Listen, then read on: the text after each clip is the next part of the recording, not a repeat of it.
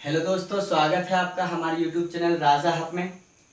दोस्तों, आज हम लोग मध्यकालीन भारत में दिल्ली सल्तनत को पढ़ने वाले हैं।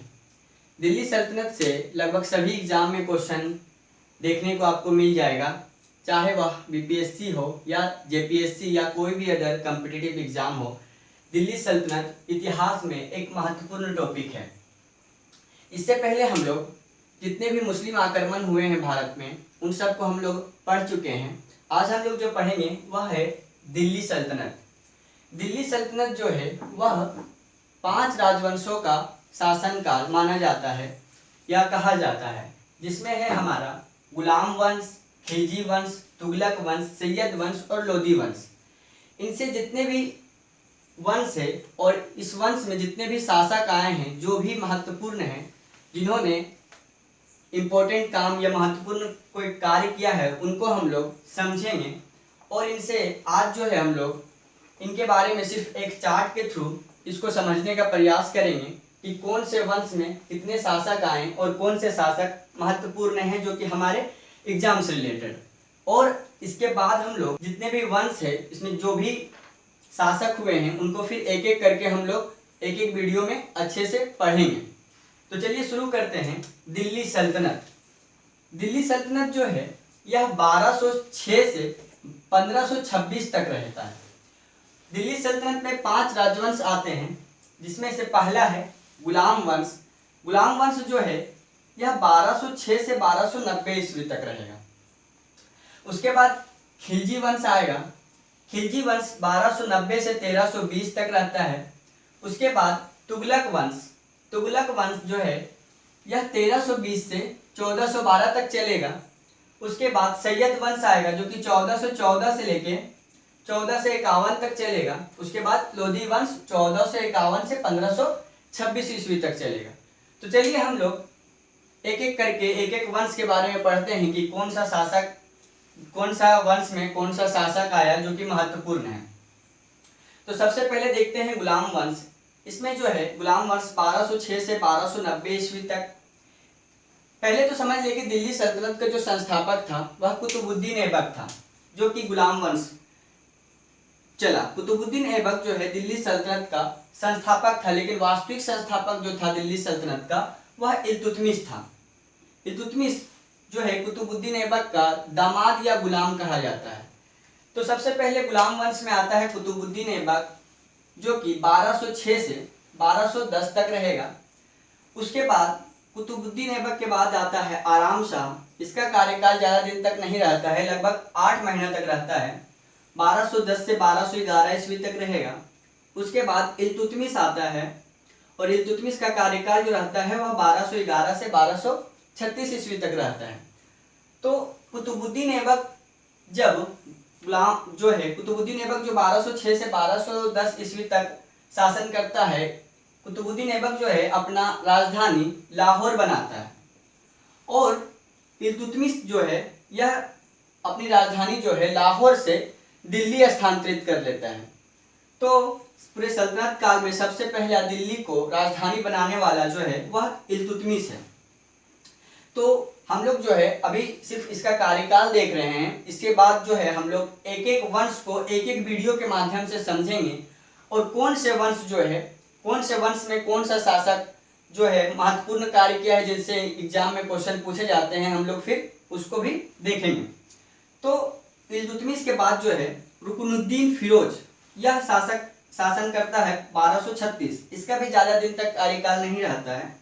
उसके बाद आता है रजिया सुल्तान। रजिया सुल्तान का जो कार्यकाल है वह है 1236 से 1240। तो रजिया सुल्तान जो है यह प्रथम मुस्लिम शासिका रहती है पूरे दिल्ली सल्तनत में। प्रथम मुस्लिम शासिका रजिया सुल्तान। रजिया सुल्तान के बाद बहराम शाह आता है, जो कि 1240 से 1242 तक शासन करता है। उसके बाद आता है अलाउद्दीन मसूद 1242 से 1246 तक। फिर आता है नसरुद्दीन मोहम्मद, जो कि 1246 से 1265 तक रहता है। उसके बाद आता है बलबन 1266 से 1286। दोस्तों, गुलाम वंश में जो है उसमें से 3-4 ही जो शासक रहे हैं वह इम्पोर्टेंट है, जिनसे जो है एग्जाम में क्वेश्चन पूछा जाता है। पहला तो देख लीजिए कुतुबुद्दीन ऐबक, दूसरा हो गया इल्तुतमिश, तीसरा रजिया सुल्तान और अगर चौथा बलबन। यही 4 से जो है एग्जाम में क्वेश्चन आपको देखने को मिलेंगे, बाकी सबसे उतने क्वेश्चन नहीं मिलते हैं। तो हम लोग चारों का जो है, जब हम लोग गुलाम वंश पढ़ेंगे तो चार को में चार जो शासक हुए हैं उन पे हम लोग मेन फोकस करेंगे। तो बलबन के बाद जो आता है वह केकूबाद आता है, जो कि 1287 से 1290 ईस्वी तक इसका शासन रहता है। उसके बाद शमसुद्दीन क्यूमर्स रहता है 1290 ईस्वी में। उसके बाद शमसुद्दीन क्यूमर्स 1290 ईस्वी में जलालुद्दीन खिलजी शमसुद्दीन क्यूमर्स की हत्या करके जो है खिलजी वंश की स्थापना करता है। जलालुद्दीन खिलजी यहाँ पे अंतिम शासक रहता है जो है वह है शमसुद्दीन क्यूमर्स। इसकी हत्या जलालुद्दीन खिलजी कर देता है और खिलजी वंश की स्थापना करता है, जो कि 1290 ईस्वी से 1320 तक चलता है। तो जलालुद्दीन खिलजी जो है खिलजी वंश की स्थापना करता है और जलालुद्दीन खिलजी का जो कार्यकाल रहता है वह 1290 से 1296 के बीच रहता है। उसके बाद जो है जलालुद्दीन खिलजी का भतीजा रहता है अलाउद्दीन खिलजी, और अलाउद्दीन खिलजी अपना चाचा का हत्या करके खुद शासक बन जाता है। जलालुद्दीन खिलजी को हत्या कर देता है और खुद बादशाह बन जाता है अलाउद्दीन खिलजी, जिसका कार्यकाल रहता है 1296 से 1316। यह जो है अलाउद्दीन खिलजी बहुत सारे सुधार भी करते हैं, जैसे कि सैन्य सुधार और भूराजस्व सुधार। तो इनसे भी एग्जाम में लगभग क्वेश्चन पूछे जाते हैं अलाउद्दीन खिलजी से। उसके बाद मुबारक खिलजी 1316 से 1320 तक। उसके बाद नसीरुद्दीन खिलजी जो रहता है 1320 में। तो खिलजी वंश में जो है एक अलाउद्दीन खिलजी से ही आपको क्वेश्चन ज्यादातर देखने को मिलेगा। तो इसको हम लोग जब खिलजी वंश पढ़ेंगे तो अलाउद्दीन खिलजी को उसमें अच्छे से डिटेल से पढ़ेंगे कि जो अलाउद्दीन खिलजी का कैसा शासन रहा था। तो उसके बाद नसीरुद्दीन जो रहता है अंतिम शासन करता है जो है खिलजी वंश में, अंतिम शासक। तो नसीरुद्दीन जो है नसीरुद्दीन की हत्या कर देता है गयासुद्दीन तुगलक, और जो है तुगलक वंश की स्थापना कर देता है। तो तुगलक वंश जो रहता है वह 1320 से 1412 तक चलता है तुगलक वंश। और इसमें सबसे पहला जो शासक रहता है वह गयासुद्दीन तुगलक रहता है, जो कि इसका कार्यकाल 1320 से 1325 तक है। गयासुद्दीन तुगलक के बाद आता है मोहम्मद बिन तुगलक।